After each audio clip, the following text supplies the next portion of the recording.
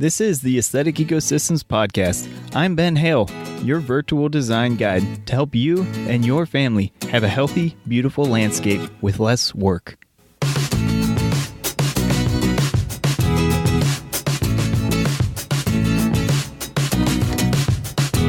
What's up and welcome to the Aesthetic Ecosystems Podcast. I'm so glad you guys are here today at episode 10. I am very excited about this podcast today. We're talking about how to start a new garden bed. So from the planning phase and the concept phase all the way into the implementation, how do you put in a garden bed? And we're going to get into it today. Before we do that, I am super stoked for multiple reasons. First, this is episode 10, folks. We made it to double digits. I am very excited to be here 10 episodes through. We are talking about some cool stuff. I hope you're enjoying this podcast, and I'm looking forward to hearing everybody's feedback as far as questions, comments, everything that you want to give me feedback on. I have a feedback page in case you guys didn't know that already. If you go over to aestheticecosystems.com/pod, you have a button right there to get in touch with me and send me some questions, info, whatever. And I definitely want to hear from you. I want to get you guys involved with this show and have some fun here. The other reason I'm stoked, I'll be honest, I don't know if you guys know this about me, but I have a full-time job, and I am recording this podcast on a Friday.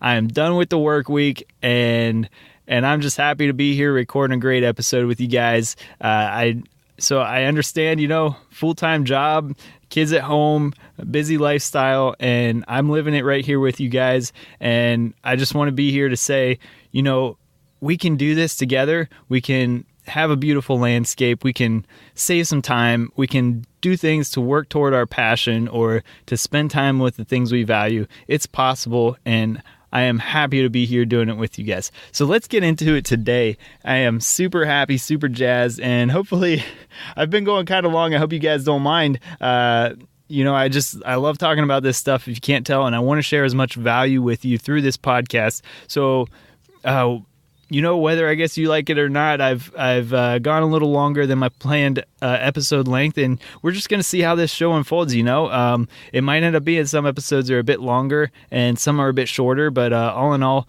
I want to stay on the side of brevity for you guys, just to make it exciting, make it fun, give you the meat of everything, and that's what we're all about is just getting down, getting to the point, and getting done. So in that spirit, let's get started. I'm going to cover a few points today about starting a new garden bed. And so let's say you have an impulse to create a new garden or replace an old one. Maybe it's just outdated, it looks scrubby. I totally get it. Or maybe you have a space that's just full of weeds and you got to do something with it, right? So you get that idea, and you're like, okay, it's time for action. Well, before you take action, you got to make sure it's the right action. So I'm going to take you through this process today from that initial thought of we got to turn this into a garden bed to actually putting it in the ground, getting plants in the ground, getting them watered, and having happy plants. So what's that in between look like? So there's a couple 4 key points here, really, that I want to talk about. The first is site selection. So selecting the garden site, and maybe you already have this figured out. Like this is a specific site that you want to take care of, and that's fine. Or it could be, elements of, if you already have that site figured out, what plays into understanding how you have to design your garden then. So site selection, planning, preparation, and finally planting. And maybe there's like a little 5th point there, which kind of is part of the planting phase, but making sure your garden is properly established. So establishing, transitioning to maintenance is kind of the last point there too. So let's jump right in. Site selection. When we're talking about site selection in a residential landscape, usually your site is determined. Your site of your garden is what I'm talking about here. So your site of your property is already figured out, right? I'm assuming, yes, you have a house. It's built on a piece of property, whatever it looks like. Maybe you have a 20-acre lot. Maybe you have a 0.3-acre lot. Whatever it is, or maybe you even have a smaller plot, right? Whatever it is, there's space for a garden, and a garden really spruces up how your home is perceived, how you perceive it, how other people perceive it, and just the overall feel, right? And so I think you guys understand that already. And so I'm not going to get into that too much today, but I just want to touch on, it's really important. And so going from that bit there, trying to understand, okay, we want a garden, right? Where are we going to put it? A lot of time this is determined by the architecture of the space.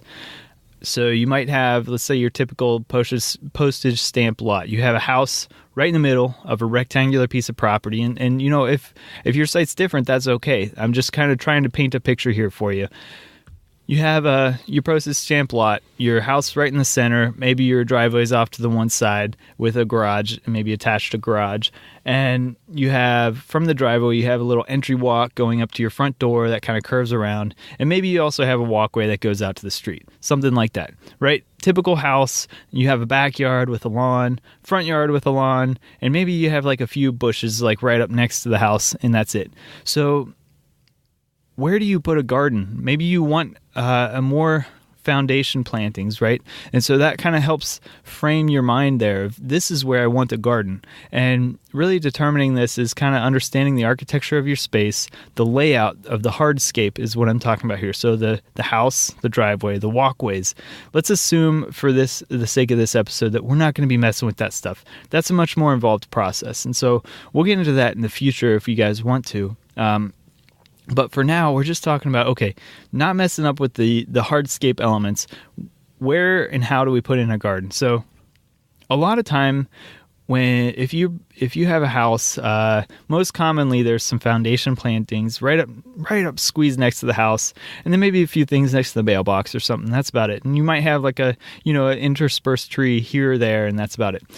This is our house right now, actually, guys. And so I'm really excited now that we're starting to get to the phase where we're ready to focus on our landscape design. I'll be taking you guys through that in the future here of what we do with our house and kind of stretching that garden out to make it not so much of a compressed piece against the house, but a singular element in itself that welcomes you to the property and helps you experience the property.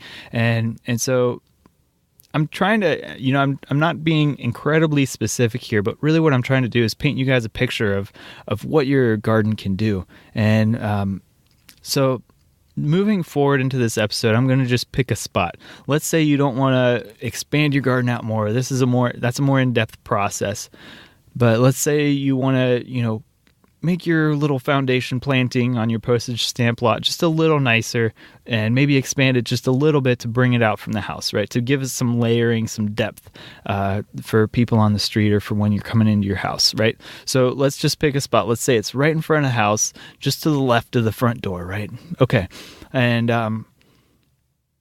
let's just say it's a regular rectangular piece right now. And we just want to add a little bit of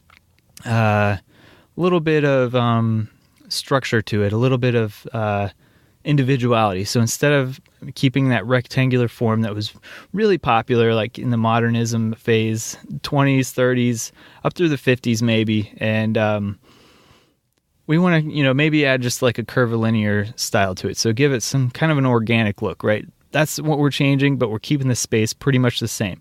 We maybe have some overgrown yew bushes there right now, and maybe you've gone over the few years and added a few things here and there. So you might have thrown in maybe some boxwoods and some azaleas or whatever, something that's not a ton of work, but it fills the space, and you want to just spruce it up, right? So what are we going to do? Okay, well, we've at least determined our space here, and the piece here, just, instead of drawing us into or painting us into a corner here, I just want to touch on a few pieces with site selection as well for you to consider. The functional piece is pretty important here. So what's your access? So when you're coming into the property, your driveway, right? That's your main access, of course. What if you're coming from the street? Is there a walkway? How comfortable is it? Is it welcoming? And same from the driveway. There's usually a walkway to your front door. How welcoming is your walkway there? Most often these pieces are too narrow, too small, not incredibly welcoming. They might fit one person okay, but not much beyond that. We're not going to be changing our hardscape in this episode here, but maybe that's something for you to consider. Maybe you do want to do that. And just something to consider. What's the appeal of this garden? How's it going to help with things? Is it going to increase your curb appeal? Is it going to make your house pop a little bit more? Is it going to accent some features on your house, or maybe help stand out from your house to give it a bit more flair? Maybe your house seems a little plain, right? You want to add some flair, and so that's what your garden's going to do. These are just things to consider.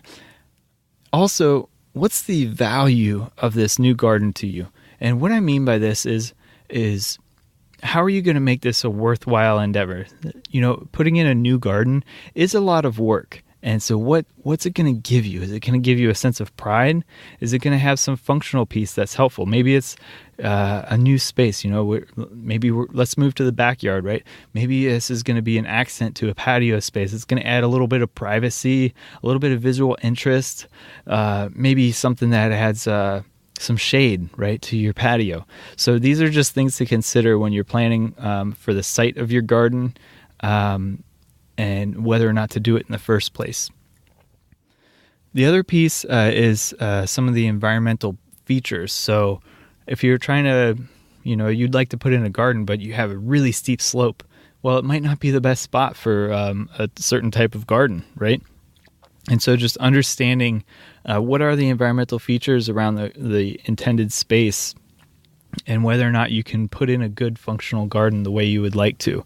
And so just to understand those features. So some of those things could be slope, sun, soil health, other plants in the space, whether or not there's going to be foundation issues or other hardscape issues with the plant growing space. Things like that are very important to consider when you're determining the site for your garden. Okay, so let's move into, let's assume that, you've got your space figured out. Let's move into the planning phase. So as far as the layout of your garden and understanding the features, here we're going to be taking our current, kind of ugly, let's just call it an ugly garden with some outdated stuff, not really a good, just a pretty plain setup. And we're going to take that and add some interest to it, right? That's the intent of our little experiment here. Well, when you're doing that, it's really important to understand certain design elements if you want to have like a good, appealing design across your landscape and how this garden fits into other spaces. So maybe we're looking at a specific garden right now, but it's good to have at least a vision for the future, or if you have a pretty well-established landscape already, how does this new garden space integrate with the rest of your landscape? And if you guys haven't listened to episode 5 already, I really encourage you to go back, listen to episode 5, where I talk all about aesthetic design principles. It's very important for having a beautiful landscape to understand how things appeal to the eye, how it makes you feel, and incorporating that into your design process, even for a small garden or even a single plant. This really all drills down and it comes from these design principles. So if you don't have a good, clear vision of your landscape, or at least a direction towards a vision, it's really difficult to make a nice, cohesive landscape in the long run. So I really strongly recommend you go check out episode 5. You can find that if you just type in aestheticecosystems.com/episode 5, it'll take you right to it. Next, I want to put a plug in for another episode as well. So when we're talking about selecting plants for our landscape, I want you to check out episode 6 if you haven't listened to it already. These first 10 episodes here, guys, I'm covering a ton of really structural basics, and this is with good intent because I want to keep referring to these episodes. They're packed with value on how to design your landscape and how to also maintain your landscape. And so I'm probably going to keep referencing these episodes, and I hope you guys get the most value out of them you can. And so episode 6 is a planning checklist for planning your projects. And this is really going to help with selecting your plants for your landscape projects as well. So just to quickly recap there, to understand your site layout of your garden and how it incorporates into your landscape, check out episode 5 at aestheticecosystems.com/episode 5. And for understanding what plants to select for your space, you've already selected your garden space, so it's important to understand what are the right plants to fit in that space. How can they which ones are the most adapted, most well adapted to that site, and how can you use them best? So that's a process to understand and figure that out. And so for that, go to episode 6. That's aestheticecosystems.com/episode 6. And I'll have links to both of these in the show notes, guys. So if you don't want to type in that giant long URL, here's a little thing too. I'm going to be getting a shorter URL for you guys, so you don't have to, worry about, how do you spell aesthetic and all that good stuff. I know it's a mouthful, but man, I just love the name. I'm not going to lie here. I love the name Aesthetic Ecosystems. And there's a lot that goes into it. Maybe I'll, tell you more about that in the future, because I want to stay on topic here. You guys can tell I am excited today, and unfortunately when I get excited I get off topic really easy, so let's stay on topic. Lucky for you guys, I typed out an outline today. Most of these shows I do try to stick to some sort of an outline just so I generally stay on topic, but anyway. All right, well, so for plant selection, check out that planning checklist. But also, I just want to touch on a couple things. One is coverage. You want to make sure you are covering the space as completely as possible. The more you do that, for one, the less work you have to do with putting down some sort of barrier or mulch or whatever. And two, it's going to prevent weed growth. For any space where you have bare soil or open space that's not it doesn't have one of those types of barriers, you're going to have plants coming in and taking over that space, and most likely they're going to be plants that you don't want there. So make sure you're planning for that. In the first few years, if you're planning for expansion of your plants, maybe there's going to be some gaps, but as long as you plan for, okay, here's the mature size of this plant, and here's how much it's going to spread, and I'm going to plan for that growth. The first few years you might be adding some mulch and stuff, but you're allowing a space to be fully filled eventually. So that's what I'm talking about here. Plan for coverage. And two, also plan for properly layering your garden design. And this is more of an aesthetic thing, but think about when you're looking at a good composition of a garden, usually you have multiple heights of different plants, multiple layers. And so you'll have some taller plants, you have some shorter plants, and they really fit together and kind of stretch out the space from a two-dimensional garden plot to a three-dimensional space. That's the beauty of gardening, and what you can do with landscapes is you make it a three-dimensional space. So it adds depth, it adds height, and width as well. I guess that's the third dimension, right? So just make sure you think about layering and how these plants are going to fit together, what sort of juxtaposition there are between architecture of height and form and all that stuff. So really think from a visual perspective, how is your garden going to look? What sort of feel is it going to give you? And how is difference in height or layering going to help you there? Okay, so for planning process, we talked about the layout, which I just gave you the link to the show. Secondly, plants. So next we're going to be talking about timing. So what's the right timing for establishing your garden? Make sure you consider, okay, is it best to do this? Most often we want to do it right away, right? I want to do it now. And that's okay, because what you're doing is you're taking advantage of your enthusiasm to get something done. And that's really important. So if there is something you can do now, or if you can do the whole thing now, that's great. But it's important just to check if that's going to hinder the long-term health or growth of your garden plot in some way. And so what I mean here is that there's certain seasons or times of year that are not good for planting certain plants. And so this is where you're going to have to do some research on what plants you're considering and what the best time is. First, whether they're available even to order, or whether your local nursery is even open, because a lot of times these places are seasonal. And also just doing the research to make sure that this is a good time for the plant. Sometimes when the nurseries are open, it could be the worst time for planting. So it's just important to do the research, figure out, okay, these are the plants I have. What's the best way to establish them, and how can I ensure their success?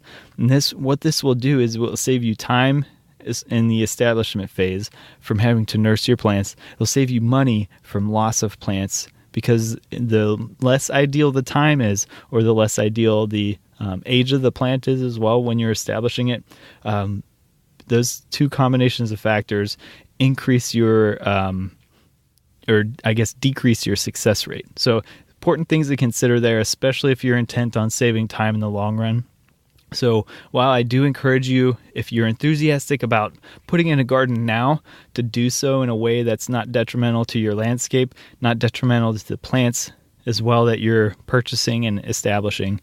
But make sure if there is a more ideal time to do this and you're okay with waiting, it may be good to wait.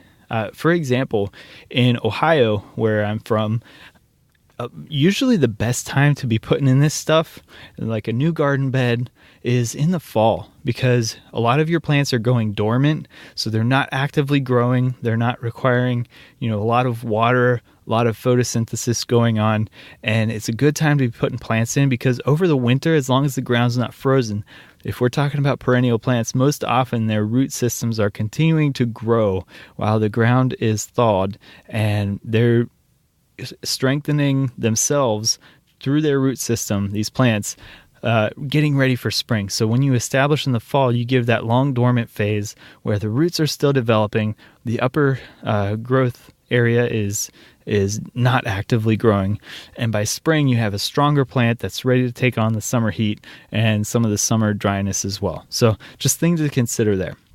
All right, moving on from timing, the next piece to consider is budget.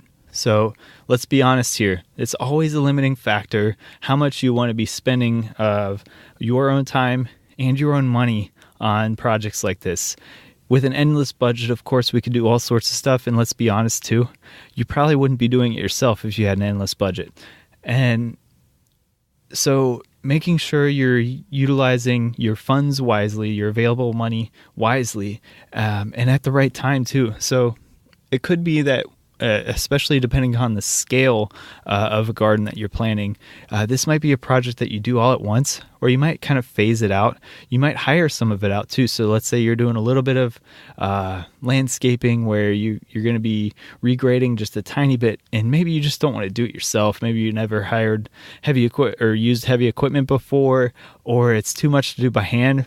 It might just be easy to kind of hire that piece out and maybe plan to do an establishment really quickly to just kind of prevent erosion and stuff of a few plants and get some coverage in there, put in a bunch of mulch. But then maybe you're going to phase out the bigger plants over time, or over a better time of the year or something like that, or just to kind of outlay the cost a little bit where you're not just spending so much at once. So it's just important to consider this in the planning phase before you're actually putting the shovel to the ground and before you're kind of tearing stuff up, because that's really the worst time to think about costs and how much things are going to hurt your pocket. And the other important thing to consider here is odds are the project is most likely going to cost more than you initially thought. So make sure you plan a buffer in case you don't meet expectations of your costs, whether it's in rental fees of certain equipment or plant fees or having to replace plants or irrigation costs, anything like that. They can really impact a project, especially if you kind of forget about it, and or if you just unforeseen things happen. Maybe you have a major storm come through right after you establish your new garden, and it wipes out half the stuff.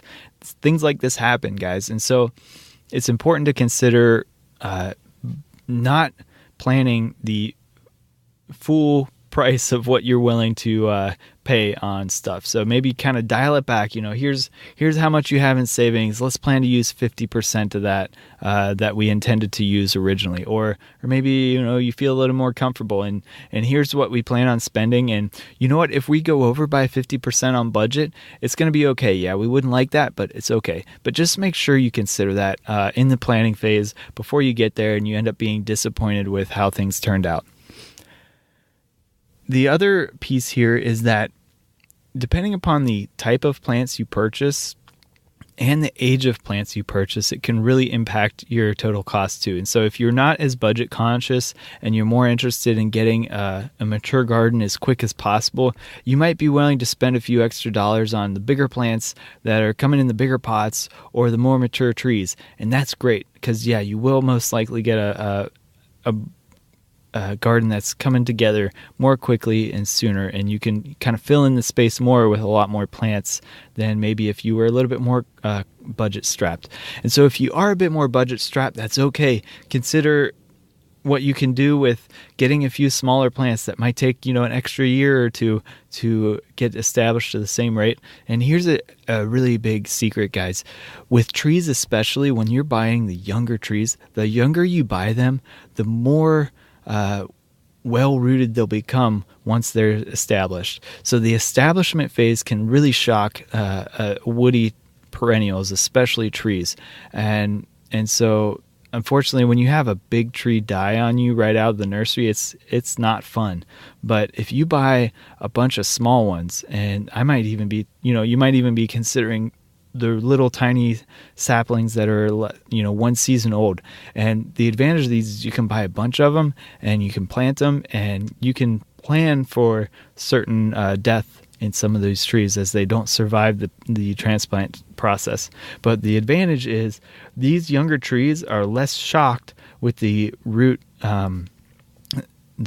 trauma that they undergo, and they're more likely to become vigorous trees faster once they become established. So once you get through that establishment phase, those trees are more likely to be happier. And so that's kind of the point I'm making here is there's actually an advantage sometimes to reducing costs. Now, unfortunately, a lot of times that you have to wait longer for the tree to reach, a medium height that you're already purchasing from the nursery. But beyond that, most likely your tree will be more successful, grow more vigorously than the one you bought as a several-year-old tree from the nursery. So just something to consider there. Are you waiting? Do you need the looks right now, or are you willing to wait maybe just a few more years and to get much more vigor out of your plants after that? So something to consider there, but it also affects your budget is the point I'm making there. Okay, so next piece, we talked about all this planning stuff, right? So we've talked about the layout of your garden, what plants you're going to be using, the timing of your implementation, and also the budget you have available for this whole process. So the next piece we're going to be getting into is the preparation for your garden. So when we're talking about preparation, we're going to be laying out our garden, we're going to be removing any existing stuff, and then we're going to also be preparing the surface. So when it comes to the layout, what you can do is maybe you drew your garden out on paper, or maybe you just have it all in your head, right? Either way, I definitely prefer the paper, drawing things out and then kind of transcribing them to your landscape. But if that's not you, that's fine. But what you want to do here is kind of measure out your space, whether it's just pacing things out or being much more precise. And I think you guys know where I'm at there. But, if you just kind of want eyeball stuff and that's your style, that is totally fine.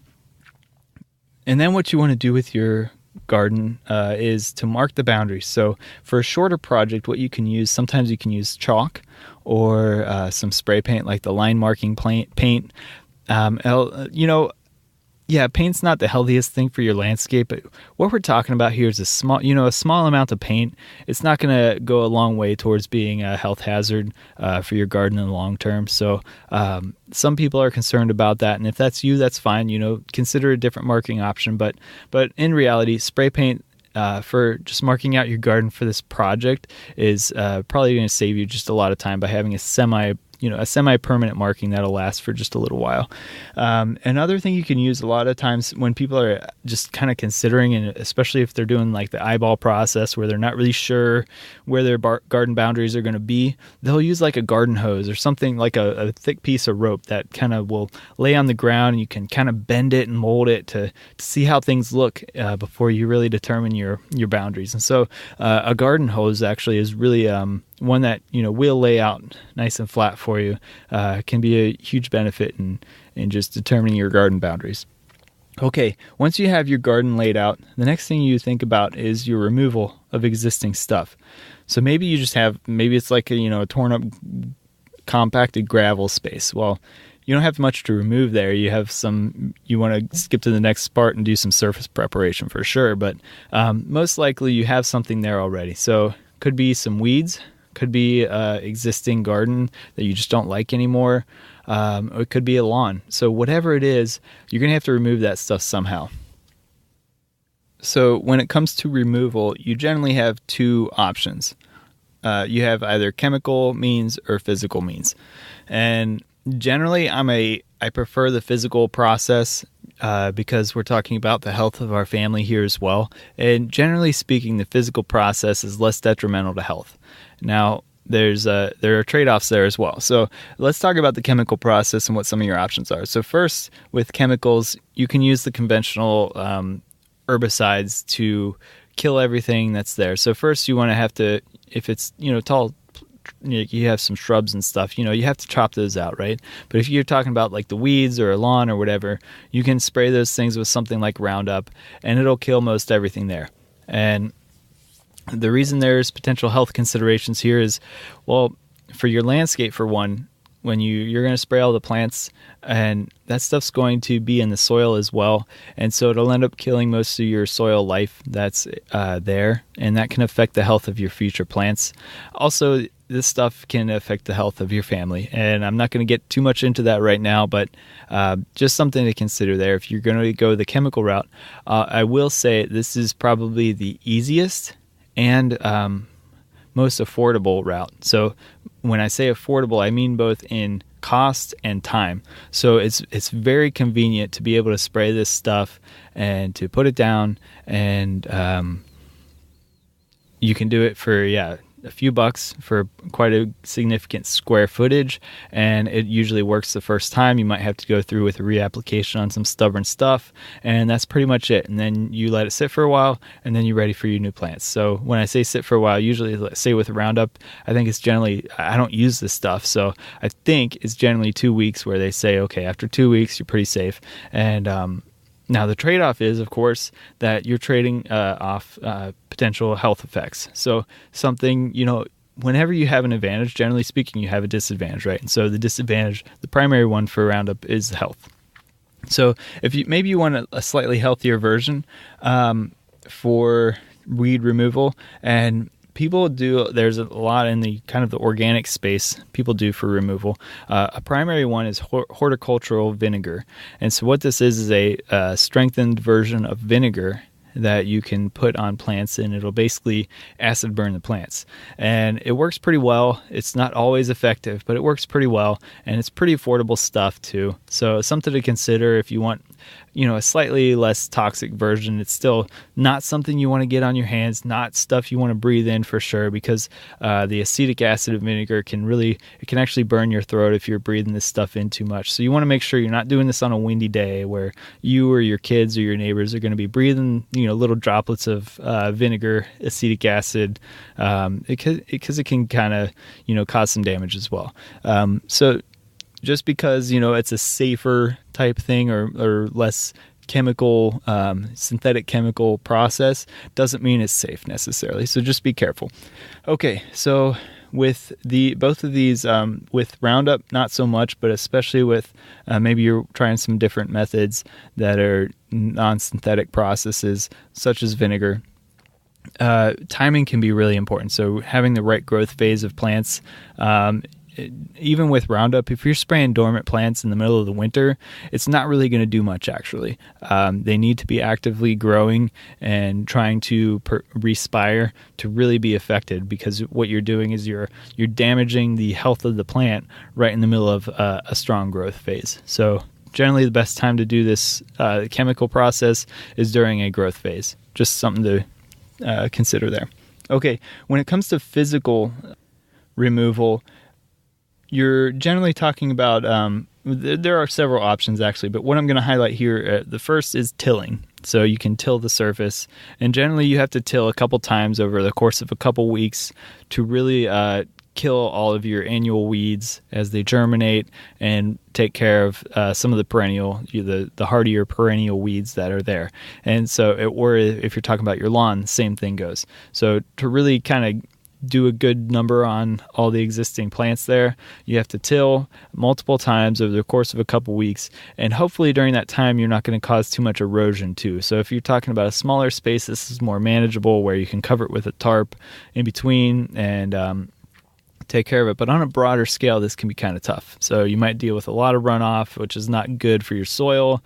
And even in the tilling process, you're killing some of your soil health. Unfortunately, all of these methods affect your soil health, some more than others. But something to consider there. So tilling, the advantage here is it's a non-chemical process. It does a pretty good job if you do it right. And you start with good loose soil as well. So that's another advantage, at least on the surface. So coverage is another option. When you take your space and you cover it with something to block out the light, well, there's a couple options. One is to smother them, where you remove all the light from penetrating to the soil surface so the plants can't respire properly and they die. So this usually takes at least a couple weeks. Some people recommend a full season, especially for perennial plants. Certainly doesn't hurt. But again, the drawback is you're covering this space for a significant period of time. Another option that's similar to this is called solarizing, where you use basically kind of like the pool cover, where it has the bubbles on it, and you're basically making a micro greenhouse right on top of your soil, and it essentially burns the plants there, and really heats up the top layer of soil there. And this, of course, works best during midsummer, and it can be pretty effective as well. So another option there. Of course, access to this stuff to use it is another thing you have to consider here too. And a last point with the coverage piece is putting down a barrier with mulch on top. So this could be weed control fabric, which is kind of the more conventional route. If you want something that's a temporary barrier that either you can eventually have degrade, a lot of people can use cardboard. So you can put down some layers of cardboard, make sure they're overlapping at least 6 inches, whether it's weed control barrier or fabric or cardboard, make sure they're overlapping significantly, and then put a couple inches of mulch on top. And when I say a couple inches, you probably want like at least 3 inches, hopefully more. And that'll do a good job at killing stuff and letting you have a new garden bed. Okay, so we talked about removal and what choices you have there. Some are more time efficient, some are more healthy. So it's kind of like a balance between all that stuff. Now let's talk about surface preparation. So when you're talking about your new space, you most likely you would like your plants would like to have a boost in fertility. And of course there's all the chemical conventional route of just adding some fertilizer and stuff, maybe some lime to adjust the pH or some sulfur to adjust the pH, and you're off and running.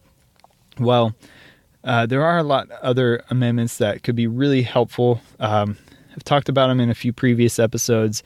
The things I would recommend here again, just to touch on them again, is hopefully you've run a soil test at least somewhere on your property. If not, I highly recommend it. So judging from your soil test results, you'll know what you're abundant in, what you're deficient in, how's your organic matter, those sort of things that are very helpful for determining what amendments you might need. In general, though, adding more organic matter is not a bad thing. So at least adding maybe some healthy topsoil, maybe mixed in 50-50 with some compost would be really nice if it's some good healthy compost.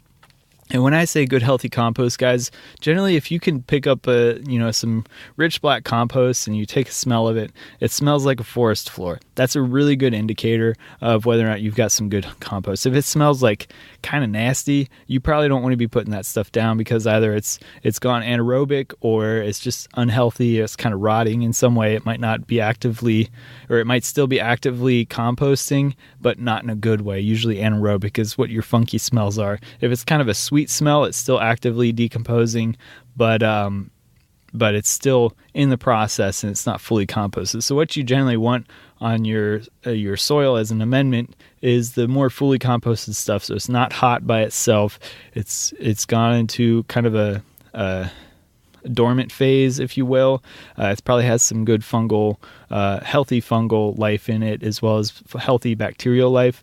And that's when you get that kind of good earthy smell. That's when you have good compost. Okay, enough on that. So organic matter, maybe some pH adjustments if you need them, but again, it's not going to help long term if you're adding, say, some lime or sulfur. So it's really important to consider maybe you adjust your plant palette to fit your current site as opposed to adjusting your pH. As well as maybe some minerals. Minerals will help in the long term if you add maybe if you're deficient in certain minerals, especially adding a little bit now is the best time to do that. As well as some mulch, another great amendment, again, as you're kind of top dressing, right? Okay, well, now we're in the home stretch, guys. So we talked about the whole planning phase from site selection through the removal process, as well as maybe making some amendments. So now it's time for planting. Woohoo! So when we're talking about planting, there's several things to consider. Again, I want to touch on it's so important, the timing piece. So make sure you're planting at the right time of year, as well as timing for your project. So the more of this you can do at the same time, the better. But you can also break it out in phases. So you don't want your plants sitting there waiting and out of pots or in pots even, and not in the ground, because that's where they're most susceptible to being damaged or having stress. So the sooner you can make them happy, the better. And so timing is really important. Same with timing of purchasing. So when you're purchasing your plants, make sure you're doing it if you can that in a way that fits your capabilities. So if you're capable to plant everything in your garden all at once, then maybe you can order or go purchase all your plants at the same time. But thinking about how you're going to implement your design is kind of crucial to how you're purchasing your plants. And if you can't do it right away, you got to think about taking care of them. So are you going to be able to water them maybe even multiple times a day? Can they get the right amount of light? Or if you need to keep certain stuff dormant, like some bare root trees, can you keep them properly dormant and watered at the same time? All things you need to consider for this early phase. So once you get them in the ground, we also have to think about taking care of them, especially those first few days and the first week, couple weeks, and first month. Those are the most important times for ensuring plant success. So you be out there and watering them at the right frequency, just enough, not too much, and getting them the right amount of exposure at the right time, and being there to address any problems as they arise. So making sure you're there. As well as for your project itself, do you have the right amount of help to take care of your project? Is it going to be drawn out forever just because you're doing it yourself? Or can you get help maybe from friends, family, or should you hire out some help? All things to think about when you're talking about the planting process. And for establishment and nursing, make sure you're giving it the right amount of, again, to just touch on it one more time, the right amount of water, the right amount of shade, and the right amount of support. So, and when I'm talking about support, what I mean here too is, especially for trees, you're taking a tree that's been uprooted from somewhere, and then you're putting it back in the ground, and most likely that root system has been disturbed, and it needs time to kind of take hold in its new space. And so providing support for that tree especially is very important. And so that could be staking or roping off or whatever. Okay, so that pretty much wraps it up for establishing a garden bed. Hopefully this helps you kind of conceptualize the steps you need to take to go from the initial thought about, hey, I would like to put a garden in, or I want to tear out those yew bushes and replace them, and take you from that step all the way through the process to getting everything in place and putting it in the ground. Now, obviously, there's tons of more details here, and it's too much to cover in one episode, but this generally covers your basics here of what you need to consider through the process and how to walk through this process to get to somewhere you want to be. So with that, guys, I just want to highlight two things. First, if you really want to just save some time now, maybe you want to save some time to be able to plant a garden bed, right? and to be able to do this. Maybe you don't have time right now. Well, you can go over to aestheticecosystems.com/27 hours, and there I have a free guide to show you how to save 27 hours right now in your landscape at no cost, just through some simple habit changes. And I really hope this gives you a ton of time back in your life to do something meaningful.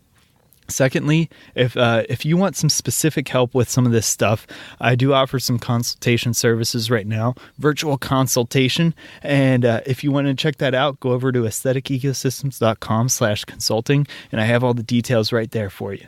So with that, guys, check out the show notes. If you want to talk about any of the episodes I referenced today, I have a few links there as well. It's always a great space to check out anything I talked about, as well as a quick outline as well of the episode. And secondly, make sure you go over and hit that subscribe button. Your subscribes will make sure you get all the updates right when when I release these episodes. So hit subscribe if you like the show. Okay, now it's time to talk about the launch party, guys. Excuse me, not party, but partay. The launch partay is for the first 2 months of the show, from March 11th through May 11th, 2018. I want to have some fun to help spread the word about the show. I really appreciate your enthusiasm and interest in this show, and I want to get you guys involved and have some fun while we're doing it. So this is a chance to have some fun, for us to get connected, to win some prizes. And let's talk about the prizes before we talk about what we're doing. So what are the prizes? Weekly, I'm offering a free consultation with me, Ben Hale, which is normally a $99 value. So one person each week that gets involved in the launch partay gets a free consultation. I'm also giving away a free offer for one of my ebooks, 10 Ways to Get More Beauty with Less Work, which is a $19 value. Next, the grand prize. There is only one of these we're giving away through this whole launch party. So at the end of the launch partay, the Organic Lawn Care Manual by Paul Tukey. So Paul Tukey himself has offered to give away one free book to a lucky winner that's getting involved in this launch party. And this book is all about how to manage a healthy lawn, from anything from a golf course style lawn to your low maintenance lawn, which of course is something I prefer here on this show, right? I own this book. I've read this book multiple times. I've given it away. It's a kind of a tattered and worn version that I have. I use some of these practices in my own lawn. So I love this book, and I highly promote it as well, and you'll hear me talk about it throughout the show. But Paul Tukey has been kind enough to offer a copy of his book as a grand prize, and there's also a special surprise for everybody that's going to be getting involved in the launch partay. The Rolling River Nursery out of California has offered a special surprise for everybody that's involved. The Rolling River Nursery is a USDA certified organic nursery. So I went online and I looked around for nurseries that have online availability, shipped through the continental US, and have some great offerings. And Rolling River Nursery has been kind enough to become involved with our launch party. And they're not only are they online availability, but they also are certified organic, which means they don't use any harmful herbicides or pesticides that you have to be concerned with your family about. And so what you're getting is a safe and healthy plant. They also offer a ton of edible plants and trees and shrubs, cacti and succulents. So they offer several trees and shrubs that are adaptable throughout most of the United States. So definitely worth checking them out. And in addition, these guys are also involved with a nonprofit in Southern California to help local food movements called plantingjustice.org. So if you want to learn more about them, you can go to rollingrivernursery.com. And I also want to give a shout out to Paul Tukey's website. For his Organic Lawn Care Manual, and his other works is paultukey.com, PAULTUKEY. And to sum up, guys, okay, you want to learn how to get involved with this launch party? Go over to aestheticecosystems.com/pod launch, and that's PODLAUNCH. There's a link in the show notes, and that's going to give you all the instructions on how to get involved. There's two ways specifically to get involved. One is through sharing with your peeps on Facebook, and the other is through leaving a review on iTunes. Both of these are going to help spread the word about the show and get other friends listening to it as well. And I sure appreciate your help here. And likewise, this is going to be a fun time. So go on over and to aestheticecosystems.com/pod launch to get involved. And with that, guys, Thanks for tuning in, and make sure you live with passion and make tomorrow better than today.